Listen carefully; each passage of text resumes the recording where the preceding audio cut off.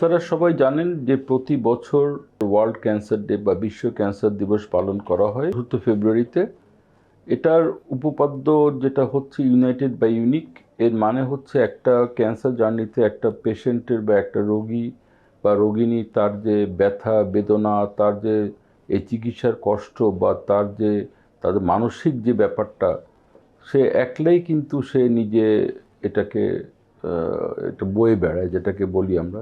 তো আমাদের উদ্দেশ্য হচ্ছে শুধু একলা যেন সে বয়ে না বেড়ায়, আমরা সবাই যেন তার দিকে একটু সাহায্যের হাত বাড়িয়ে দিতে পারি, তাকে একটু সব কিছু দিকে সাপোর্ট দিতে পারি, তার সব কিছুতে যেন আমরা এগিয়ে আসতে পারি, সেটার জন্য কিন্তু এই উপপাদ্য।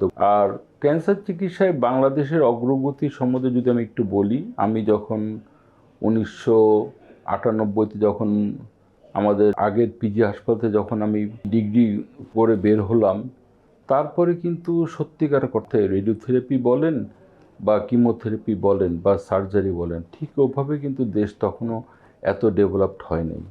তো যাই হোক, তারপরে যা দেখলাম আমার এই সময়টার মধ্যে আমি যা দেখলাম যে রিয়েলি সার্জারির অনেক উন্নতি হয়েছে। বিশেষ করে আমাদের ক্যান্সার ইনস্টিটিউট সার্জিক্যাল অনকোলজি বলে আলাদা ডিপার্টমেন্ট আছে, সেখান থেকে অনেক সার্জারি এখন দেশেই হচ্ছে। এরপর আসবো কিমোথেরাপি যেটা ইম্পর্টেন্ট, যে এখন আগের আমলে কিন্তু সব কিমোথেরাপি ওষুধ ছিল আমাদের বাইরের দেশ থেকে আসতো, কিন্তু এখন আমাদের কিন্তু নিজেরাই আমরা সব কিমোথেরাপি, বিভিন্ন ফার্মাসিউটিক্যাল কোম্পানি কিমোথেরাপি বানাচ্ছে এবং অনেক কম দামে কিন্তু প্রচুর পেশেন্ট কিন্তু এর আওতার মধ্যে চলে আসছে। হ্যাঁ, একটা যেটা সত্যিকার কথা হচ্ছে, যেটা আমি বলতে যাচ্ছি, শুধু কিমোথেরাপি মানে ইমিউনোথেরাপি, টার্গেটেড থেরাপি সব কিন্তু এখন দেশে খুব সহজলভ্য। এটা এটা আমাদের সময় কিন্তু আমরা চিন্তাও করতে পারিনি। এটা গেল 1 নম্বর। 2 নম্বর, শুধু একটা দেশে এখন পর্যন্ত ল্যাকিংটা রয়ে গিয়েছে, সেটা হচ্ছে রেডিওথেরাপি।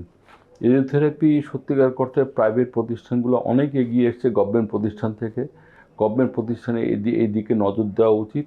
এবং সবচেয়ে বড় কথা হচ্ছে যে ক্যান্সার চিকিৎসা একটা লোক এমনভাবে করা উচিত যে একটা রাজশাহী থেকে একটা লোক যেন ঢাকাতে না আসে, রাজশাহীতে যেন সব চিকিৎসা ব্যবস্থা থাকে, তাহলেই কিন্তু ঢাকার উপরে একদম চাপটা কমে যাবে।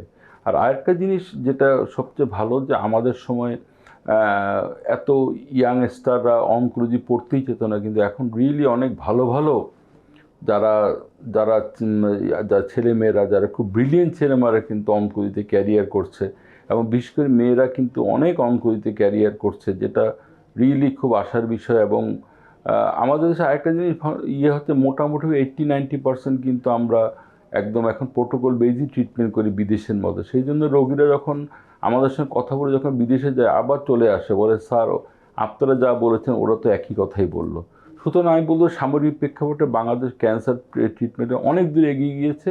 শুধু আমি যে জিনিসটা আমি বলতেছি যে এটা একটা প্ল্যানই আছে, 8টা বিভাগীয় শহরে বড় ক্যান্সার সেন্টার হবে। বিশেষ করে অত্যাধুনিক মেশিনগুলো যদি বসে যায়, তাহলে সেখান থেকে লোকরা আর ঢাকায় আসবে না, তাতে আমাদের ক্যান্সার চিকিৎসার পথ আরও সুগম হবে।